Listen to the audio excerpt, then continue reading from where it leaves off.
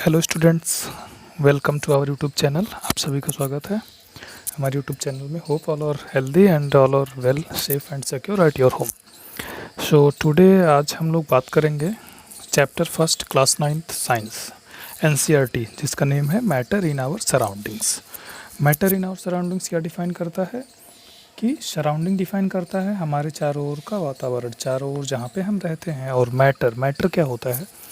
Matter basically इस chapter में हम डिटेल में पढ़ेंगे, जो कि एवरीथिंग जिसको हम देख सकते हैं, छू सकते हैं, फील कर सकते हैं, उसमें कुछ मास होता है, वो कुछ एरिया कवर करता है। ये सारी चीज़ें क्या कहलाती हैं? हमारी मैटर कहलाती हैं। सो इसको जो हम डिफाइन कर सकते हैं कि everything is a matter. We can see as we look around that all the things mentioned above occupy space and have some mass. So इसका क्या मतलब होगा कि the things which have some mass and they occupy some space, they are called matter.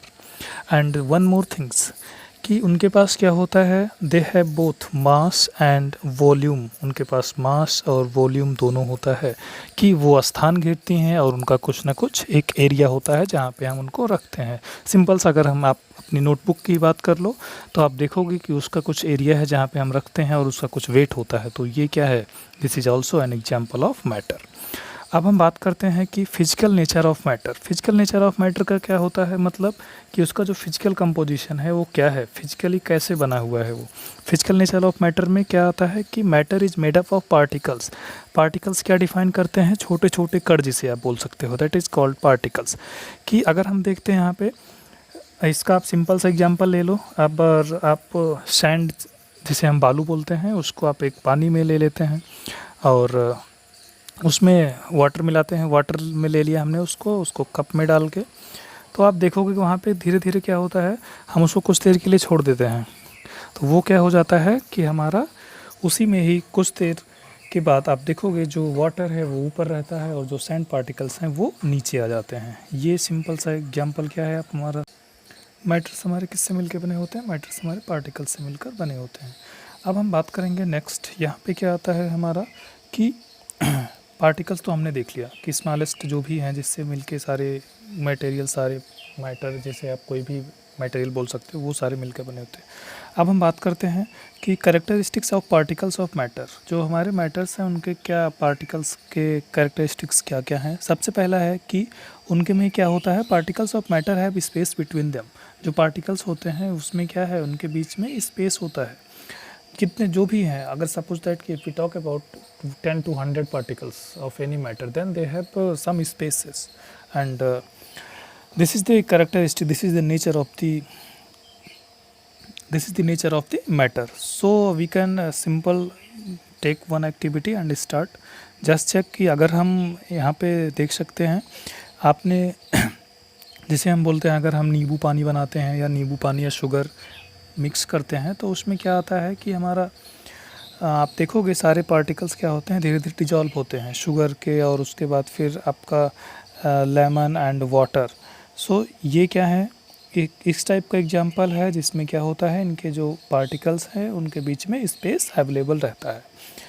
This activity सोच there is enough space between particles of matter. Next आता है कि particles of matter attract each other. इसमें क्या आता है हमारा कि जो पार्टिकल्स होते हैं, पार्टिकल्स मैटर्स के क्या करते हैं, एक दूसरे को अट्रैक्ट करते हैं।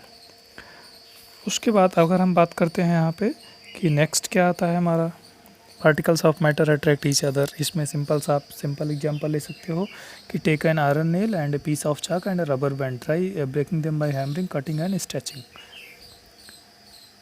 इन which of the above three substances do you think the particles are held together with greater force. इसका सिंपल सा आप एग्जांपल ये कर सकते हो कि during the comb of our hair, अगर आप अपनी बाल को कंघी करते हो, उसके बाद कुछ पेपर के पार्टिकल्स को, पेपर के टुकड़े को आप उसके पास ले जाते हो तो क्या करता है, अपने साइड में उसको अट्रैक्ट करता है। ये उसका एक कैरेक्टरिस्टिक्स है कि particles of matter attract each other. Next one हम बात करते हैं कि स्टेट्स ऑफ मैटर। स्टेट्स क्या डिफाइन करता है कि करंट, आप कह सकते हो कि डिफरेंट टाइप ऑफ मैटर हमारे पास हमारे सराउंडिंग में अवेलेबल रहते हैं। क्या क्या डिफरेंट स्टेट्स हैं उसमें क्या हमारा आता है, सॉलिड, लिक्विड एंड गैस। हमारे पास 3 स्टेट्स हैं। मैटर के जिसमें सॉलिड होता है, दूसरा होता है लिक्विड, एंड थर्ड वन अगर हम बात करें तो क्या होता है गैसियस स्टेट। उस केस में क्या आ जाता है हमारा कि गैसियस स्टेट में सबसे पहले हम बात कर लेते हैं सॉलिड स्टेट की। सॉलिड स्टेट क्या डिफाइन करता है? सॉलिड स्टेट डिफाइन करता है कि जैसे अगर हम बात करें एग्जाम्पल, एक आपकी पेन हो गई, आपका बुक, और उसके बाद needle, piece of wooden, pencil, stick, sketch the shape of a particles in your notebook by moving a pencil around them. अगर आप बात कर लेते हो तो कोई भी मैटर, आप जैसे हम बात कर लेते हैं मोबाइल फ़ोन हुआ, आपकी नोटबुक हुई, आपकी बुक्स हुई, pen, pencils, paper, light, bulb, LED bulbs, these are things of the solid state. ये क्या है? ये सॉलिड है। इनका क्या है? इनका कुछ वेट है। अगर आप रबड़ की बात कर लेते हैं तो इनका क्या, एक सिंपल सा एग्जांपल हम कह सकते हैं सॉलिड क्या होते हैं, solid states of matter define the इसमें आपका आएगा कि इनके पास क्या होता है, एक डेफिनेट शेप होता है, एक डिफाइंड शेप होता है, और एक इनका वेट होता है, और एक फिक्स वॉल्यूम होता है। इनको हम जहाँ पर रखते हैं ये अपना एक स्थान घेरते हैं। वो क्या है कि आप जिस जगह पे भी इनको रखोगे वहाँ पे क्या करते हैं, अपने एरिया, अपने सरफेस को कवर करते हैं। और ये क्या करते हैं कि सॉलिड स्टेट के मैटर्स होते हैं। सेकंड आता है हमारा लिक्विड। लिक्विड का क्या होता है? लिक्विड का जो आपका स्टेट होता है, इसमें क्या करता है, इनका कोई फिक्स शेप नहीं होता है, बट इनका फिक्स वॉल्यूम होता है। इनका कोई फिक्स शेप नहीं होता है, लेकिन इनका फिक्स वॉल्यूम होता है। फॉर एग्जांपल अगर हम बात कर लेते हैं वाटर की, वाटर का कोई शेप नहीं होता है, बट हम अगर इसको ग्लास में रखेंगे, इसको हम किसी बाउल में रखते हैं, तो ये क्या करता है, वो उसी का एरिया कवर करता है, उसी के वॉल्यूम को कवर करता है। सिंपल से example water, juice, cold drink, cooking oil etcetera. Next आता है हमारा गैसियस स्टेट। गैसियस स्टेट क्या डिफाइन करता है कि जिनके पास ना तो इनका कोई शेप होता है, ना ही इनकी साइज होती है। ये हमारा इसमें डिफाइन करता है आपका गैसियस स्टेज होता है। इसमें क्या होता है कि सिंपल से एग्जांपल आप अगर समझ लेते हो तो ये क्या होती हैं, गैसेस बहुत ज़्यादा कंप्रेसिबल होती हैं as compare to solid and liquids. LPG, liquefied petroleum gas, जिसे सिलेंडर घरों में खाना बनाने के लिए यूज किया जाता है, वो इसका सिंपल सा एग्जांपल है। इनका जो है गैसेस क्या होती हैं, ये लार्ज वॉल्यूम्स में स्प्रेड कर सकती हैं। सॉलिड, लिक्विड और गैस, अगर हम बात करते हैं इनके पार्टिकल्स की, तो सॉलिड के जो पार्टिकल्स होते हैं वो काफ़ी पास पास होते हैं, लिक्विड के थोड़ा सा उनसे दूर, और गैसेस के काफ़ी दूर होते हैं पार्टिकल। नेक्स्ट आता है हमारा कि can matter change it's state. Yes, matters क्या होते हैं कि अपने स्टेट को चेंज करते हैं। उसमें कैसा सिंपल सा, जैसे सॉलिड, अगर हम आइस की बात कर लेते हैं, आप फ्रिज से बर्फ़ निकालते हो, उसको कुछ देर बाहर रख देते हो, किस में लिक्विड कन्वर्ट हो जाता है, लिक्विड में, और लिक्विड से फिर उसको अगर आप गर्म करते हो तो गैस में कन्वर्ट हो जाता है। तो इससे क्या होता है कि जो हमारा मैटर है वो अपने स्टेट को चेंज करता रहता है। नेक्स्ट आता है हमारा कि नेक्स्ट हमारा टॉपिक है मेल्टिंग पॉइंट। मेल्टिंग पॉइंट क्या होता है? मेल्टिंग पॉइंट क्या डिफाइन करता है कि the melting point of an solid is an indication of the extent of the force of an attraction between its particles। Melting point क्या define करता है कि एक ऐसा टेम्परेचर जिस पे कोई भी सॉलिड क्या होता है, वो पिघल जाता है, उसे हम क्या बोलते हैं, उसका मेल्टिंग पॉइंट्स बोलते हैं।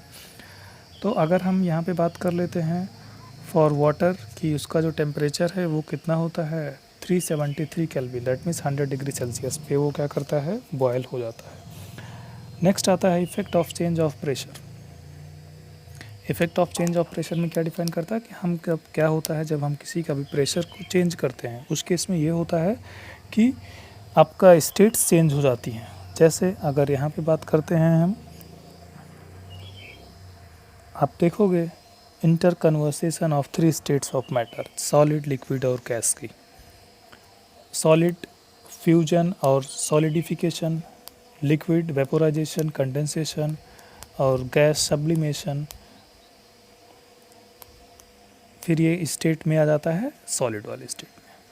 उसके बाद हमारा टॉपिक आता है इवेपोरेशन। इवेपोरेशन क्या डिफाइन करता है? इवेपोरेशन क्या डिफाइन करता है कि जो भी हमारे, इवेपोरेशन के बारे में हम लोग बात करेंगे। इवेपोरेशन नॉर्मली क्या डिफाइन करता है कि जैसा हम जानते हैं कोई भी पार्टिकल्स है, particles of a matter are always moving and never at rest. क्या होता है पार्टिकल्स? वो हमेशा मूव करते रहते हैं। और उसमें क्या है कि जो भी गिवन टेम्परेचर देते हैं हम उनको, चाहे वो लिक्विड हो या सॉलिड हो या गैस हो, उसमें different amounts of kinetic energy, उनके पार्टिकल्स जो होते हैं उनके पास डिफरेंट डिफरेंट टाइप की काइनेटिक एनर्जी रहती हैं।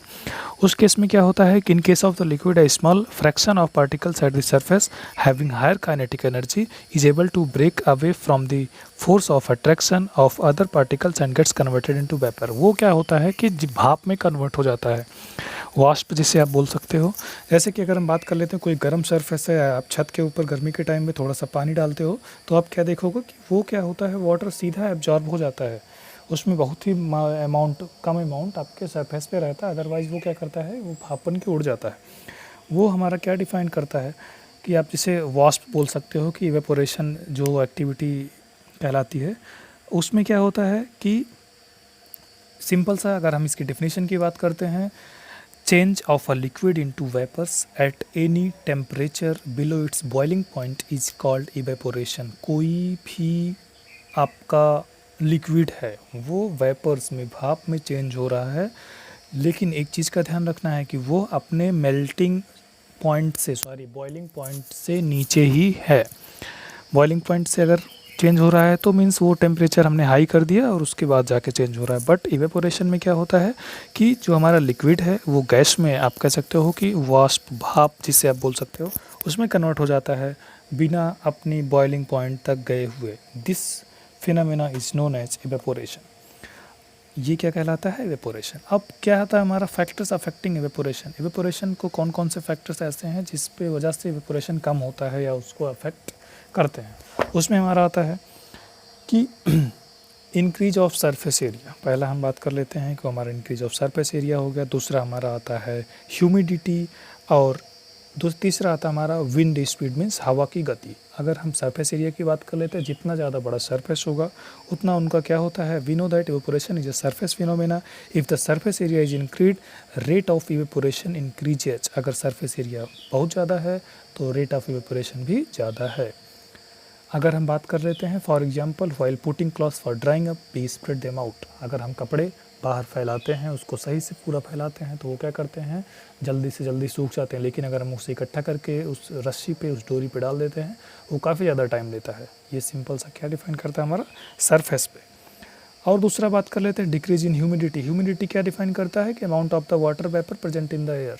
वाटर वेपर, वाटर की जो बूंदें, सतह है, उसके भाप, उसके वाष्प जो हमारे एयर में अवेलेबल है, the amount of the water vapours available in our air is known as humidity.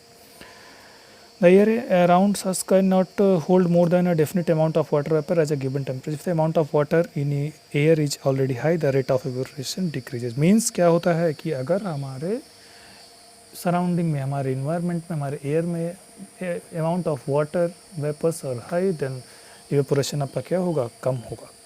और विंड स्पीड में क्या होता है कि अगर हवा काफ़ी तेज़ है तो हमारा इवेपोरेशन भी काफ़ी तेज़ होगा। सिंपल से एग्जांपल आप समझ सकते हो कि आप कपड़े फैलाते हो, जितनी तेज़ हवा रहती है छत पे या बाहर हम घर के फैलाते हैं, उस केस में क्या होता है, वो उतनी जल्दी सूख जाता है। नेक्स्ट हमारा आता है कि how does evaporation cause cooling. Evaporation से हमें ठंडी कैसे मिलती है, हमें कैसे कूलिंग मिलती है।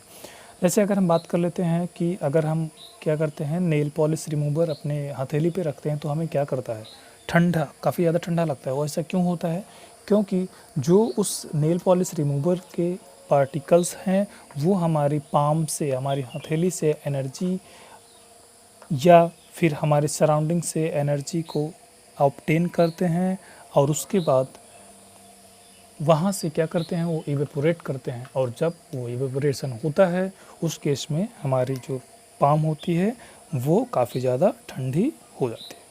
सेकंड थिंग्स, अगर सिंपल से एग्जांपल ले सकते हो, why should we wear cotton clothes in summer. हमें गर्मियों में कॉटन के सूती कपड़े क्यों पहनने चाहिए।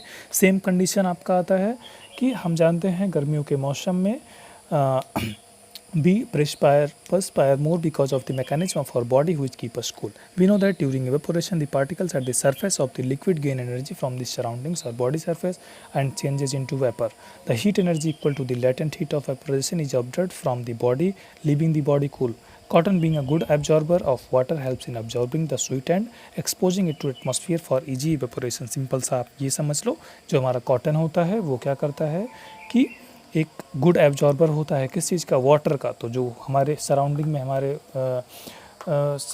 हमारे इन्वायरमेंट में जो वाटर्स हैं, जो वाटर वेपर्स हैं, उसको क्या करता है, एब्जॉर्ब करता है। हमारी बॉडी से जो भी वाटर्स हैं वो एब्जॉर्ब करता है, और उसके बाद जो हमारी बॉडी से पसीना निकलता है स्वेट, उसको भी एब्जॉर्ब करता है और फिर एटमॉस्फेयर में क्या करता है, इजली इवेपोरेट कर देता है। लास्ट में हम देखते हैं इस चैप्टर में हमने क्या क्या पढ़ा है। सबसे सिंपल सा है कि हम बात कर लेते हैं मैटर की। मैटर क्या है, matters are the smallest particles. Matter क्या है कि matter is made up of the smallest particles, and matter is that which have some weight, some they occupy some space, they contain some volume, that are known as matter. Next one हमारा आता है matter around us exist in 3 states. कौन कौन से states में around हैं हमारे surrounding में, 3 स्टेट्स में। अब हम बात करते हैं कि मैटर हमारे जो भी सराउंडिंग में एग्जिस्ट करते हैं वो कौन कौन से स्टेट में होते हैं। वो होते हैं solid, liquid and gas. Solid का क्या होता है, इनका वॉल्यूम, इनका शेप, ये सारा क्या होता है, फिक्स होता है। लिक्विड में क्या होता है, उनका शेप फिक्स नहीं होता है लेकिन उनका वॉल्यूम फिक्स होता है, और गैस में इनका दोनों भी फिक्स नहीं होता। नेक्स्ट आता है हमारा the force of attraction between the particles are maximum in solid, उससे कम लिक्विड, और सबसे कम किस में होता है, गैसेस में। मीन्स जो हमारे सॉलिड होते हैं उनके जो पार्टिकल्स होते हैं वो काफ़ी पास होते हैं और स्ट्रांगली एक दूसरे से कनेक्टेड होते हैं। लिक्विड में क्या होता है, इंटरमीडिएट होते हैं कि उसमें कम होता है। और नेक्स्ट वन हमारा आता है आपका solid, liquid, and next one हमारा आता है गैस का। नेक्स्ट हमारा ऑप्शन आता है कि हमने ये भी स्टडी किया, state of matter are inter convertible. मतलब क्या है कि जो भी हमारे स्टेट्स ऑफ मैटर हैं उनको इंटरनली हम क्या कर सकते हैं, कन्वर्ट कर सकते हैं एक फॉर्म से दूसरे फॉर्म में, आइदर उनका टेम्परेचर चेंज करके और उनका प्रेशर चेंज करके। जैसे सॉलिड को लिक्विड, लिक्विड को गैस, इस टाइप से आप इनको चेंज कर सकते हैं। नेक्स्ट वन है हमारा कि सब्लिमेशन। सब्लिमेशन क्या होता है, सब्लिमेशन क्या है, change of gaseous state directly to solid state without going through liquid state and vice versa. Sublimation एक ऐसा प्रोसेस है जिसमें हम डायरेक्टली गैस स्टेट को किस में कन्वर्ट कर देते हैं, सॉलिड स्टेट में। That means the process of converting solid state, change of gaseous state directly to solid state without going it through liquid और solid, that is known as sublimation. Boiling क्या है, boiling is a bulk phenomena जिसे आप particles from the bulk of a liquid change into vapour state. The process of changing of the liquid particles into vapor state is known as boiling, and the temperature at which any liquid material gets boiled, that is known as boiling point. फिर next हमारा है evaporation. हमने evaporation के बारे में पढ़ा था। Evaporation में क्या नॉर्मली सिंपल सा है कि इसमें क्या होता है, particles from the surface gain energy. जो हमारा पार्टिकल्स है वो क्या करते हैं, जिस सरफेस पे रहते हैं वहाँ से एनर्जी गेन करते हैं, और उसके बाद फिर force of attraction present in the liquid and change into the vapour state. फिर क्या हो जाता है, वहाँ से लिक्विड से वेपर स्टेट में चेंज हो जाता है। The process of converting of any liquid into the vapour is known as evaporation. Rate of evaporation depend on surface area, उसके बाद टेम्परेचर, नेक्स्ट हमारा ह्यूमिडिटी। सरफेस एरिया ज़्यादा है तो रेट ऑफ इवेपोरेशन ज़्यादा होगा, टेम्परेचर ज़्यादा है तो भी ज़्यादा होगा, और ह्यूमिडिटी अगर ज़्यादा है तो ये क्या हो जाएगा, कम हो जाएगा। विंड स्पीड अगर ज़्यादा है तो भी ये ज़्यादा हो जाएगा। इवेपोरेशन क्या करता है, इवेपोरेशन कॉजेज कूलिंग। इवेपोरेशन की वजह से ही हमें कूलिंग मिलती है, जैसे कि आप नेल पॉलिश रिमूवर, इन सब से आप चेक कर सकते हैं। उसके बाद फिर क्या आता है हमारा latent heat. Latent heat of vaporisation is the heat energy required to change 1 kilogram of liquid to gas atmospheric pressure at its boiling point, that is known as latent heat. Latent heat of fusion is the amount of heat energy required to change 1 kilogram of solid into liquid at its melting points. Last one हम देख लेते हैं कि हमारी जो quantity है, temperature की जो यूनिट होती है उसे हम क्या बोलते हैं, केल्विन। टेम्परेचर केल्विन में मेजर करते हैं। Length metre, mass kilogram, weight newton, volume cubic metre, density kilogram per cubic, and pressure pascal में। Temperature kelvin, length metre, mass kilogram, weight newton, volume cubic metre. So this is all about first chapter of the science class 9th NCERT. Hope it was understandable by all of you.